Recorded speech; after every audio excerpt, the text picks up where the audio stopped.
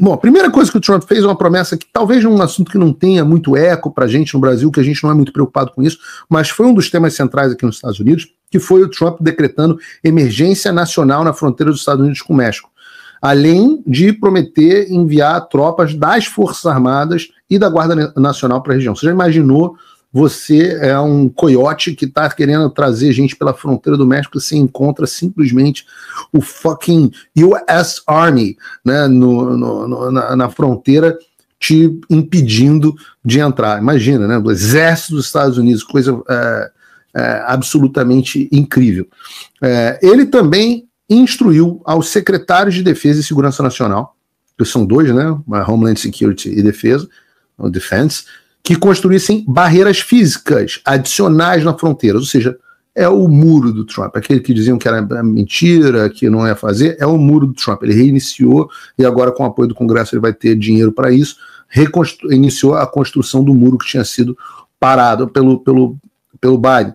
E uma coisa muito interessante é que ele designou uma série de organizações criminosas mexicanas, como o Tren de Aragua ou o MS-13, né, Mara Salvatrucha, que não é exatamente só mexicano, né, central-americano, designou essas como organizações terroristas. Não se espantem se ao longo do mandato o Trump designar, quando ficar claro, uma coisa que está começando a entrar no radar da discussão nos Estados Unidos, quando ficar claro que as organizações brasileiras, o primeiro Comando da Capital, Comando Vermelho, por exemplo, também tem papel importante no tráfico de drogas internacional que chega aos Estados Unidos, não se surpreendam se essas organizações também forem, em breve, ao longo do mandato do Trump, transformadas em organizações terroristas. Não se surpreendam, não será surpresa. E com isso, podemos ter investigações sobre políticos, sobre agentes públicos, juízes, que tenham algum tipo de ligação com estas organizações criminosas.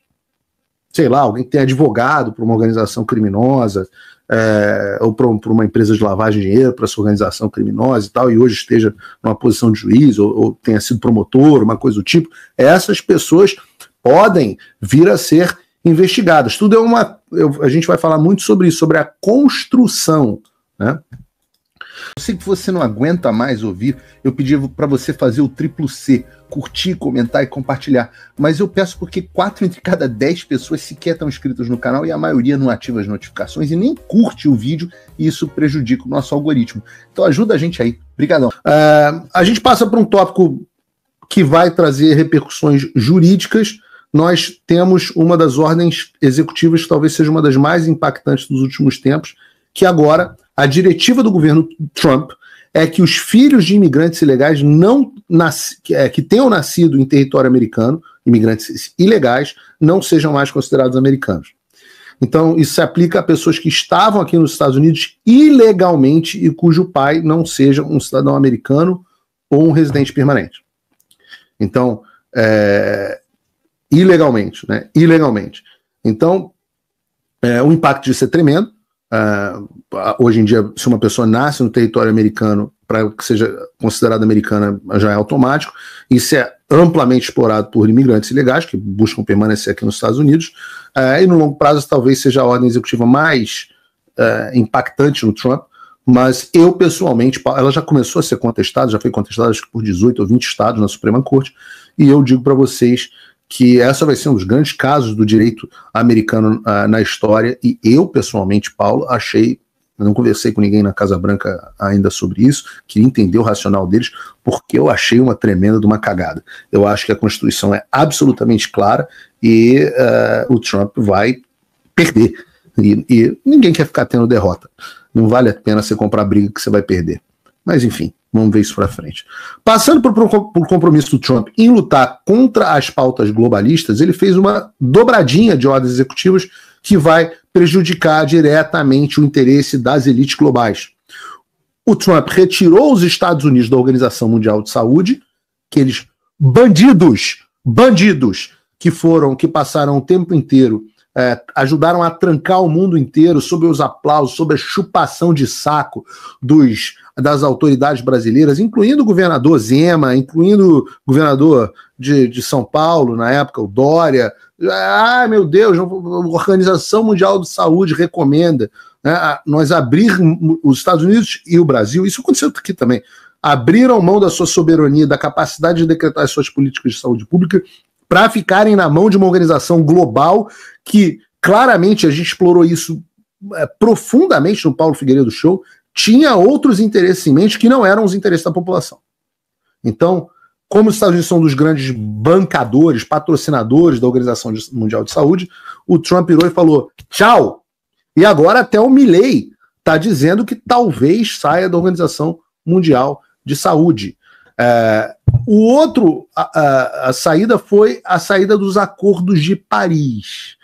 Sair dos Acordos de Paris significa mandar o dedo do meio para a China, para as elites globais e desbloquear todo o potencial energético americano que foi completamente freado durante as administrações Obama e Biden em prol de regulações ambientais que prejudicam o consumidor americano, a soberania nacional dos Estados Unidos e até a segurança do Ocidente. Enquanto isso tudo acontecia, a China continuava a poluir alucinadamente, a produzir em níveis cada vez maiores. Os russos produziam petróleo como seu principal produto, que ficava mais caro. Inclusive, nós sabemos que a agenda ambiental de mudança climática foi uma agenda infiltrada no Ocidente por interesse da União Soviética e Rússia como o principal produto da economia deles, e para frear a energia, a capacidade energética industrial e justamente fortalecer a saída das fábricas dos Estados Unidos para tornar o país mais vulnerável. Isso aconteceu no Brasil também. A gente está louco com essa pautinha climática que faz com que os empreendedores brasileiros, o pouco que se restou da fábrica e da indústria brasileira, se tornem pouco competitivos e a energia mais cara para sua casa. Isso é uma coisa que no próximo governo Bolsonaro, inclusive, a gente tem que trabalhar para sair dessa baboseira de vez também. Agora, nos Estados Unidos acabou isso, né? É como se com Biden os Estados Unidos estivessem lutando com as mãos amarradas. Agora o Trump liberta a mão dos Estados Unidos. Falando em agenda globalista, é claro que o Trump também agiu assim de forma definitiva, rápida e agressiva contra a pauta woke, a pauta da lacração, né? Agora, segundo as novas ordens executivas, o sexo, não o gênero, o sexo de uma pessoa é entendido como algo que não pode ser alterado e que é fundamentado em uma realidade incontroversa.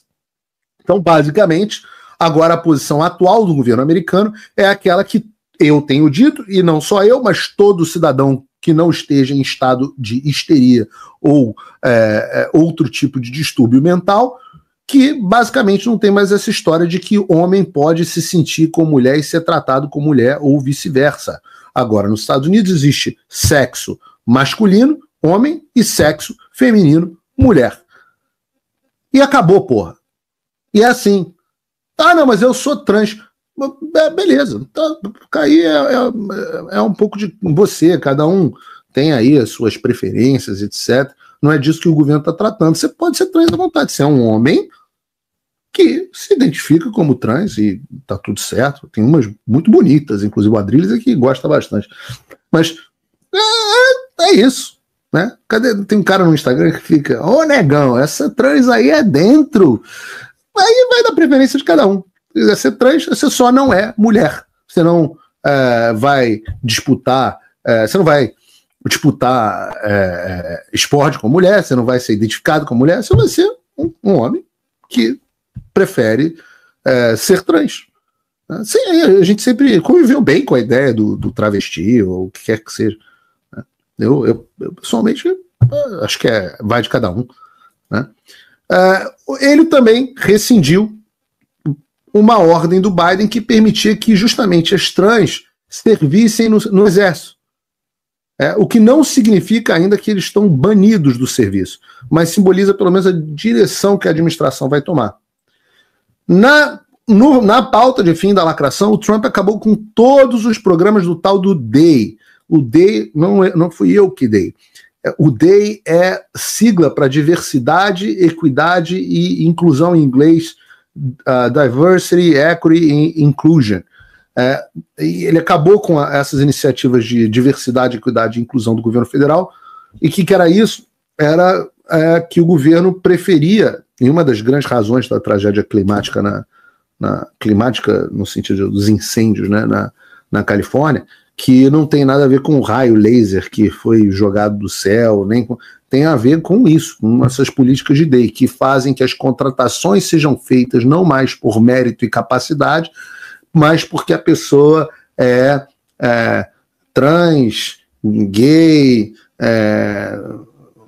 negra, sei lá, não, furries, que são aqueles que se identificam como animais, seja lá o que for. Então acabou esse negócio, agora o governo federal americano vai contratar, quando voltar a contratar, porque ele também deu uma ordem interrompendo todas as contratações do governo federal, e numa tentativa de arrumar a casa e diminuir a máquina pública, lá do DOGE, né, do Elon Musk, a pasta que o Elon Musk vai comandar. Mas tem duas ordens executivas aqui que eu quero citar, né? Primeiro, e essas são especiais, primeiro para a gente no Brasil. Primeiro, essa ordem aqui, a ordem chamada Acabando com a Weaponization, que a gente traduz como instrumentalização. Mas weaponization é um termo em inglês que não tem tradução para português, porque weaponize é transformar algo em arma. Então, quando você fala que weaponize o federal government, é que você está usando o governo federal como arma de luta política. Então, essa lei, essa executive order, essa ordem executiva, acabando com a weaponization do governo federal, a gente traduz como acabando com a instrumentalização política do governo federal, mas saiba que o termo é mais forte que isso.